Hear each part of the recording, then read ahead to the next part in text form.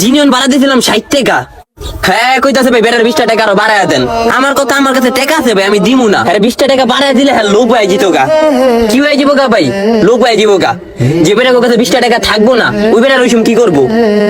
এই যে ঝগড়া করা শুরু করে দিছে না, হ্যাঁ 10 টাকার লেগা খুশি হইছে না এলা?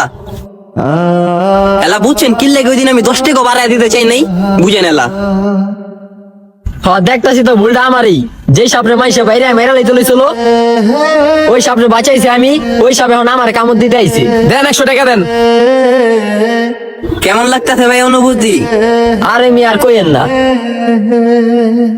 আপনার টাকাটা পরে দিয়ে দিই মনে। টাকা দেওয়া লাগবো না, যান।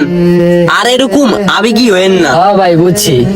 ভাড়া দেন, যেটা সঠিক ভাড়া সেটাই দেন। বাট আপনার কাছে টাকা আছে বললে আপনি 20 টাকা বাড়িয়ে দিবেন, তখন যে লোকটার কাছে টাকা নাই সেই লোকটার কাছেও 20 টাকা বাড়িয়ে যাবে।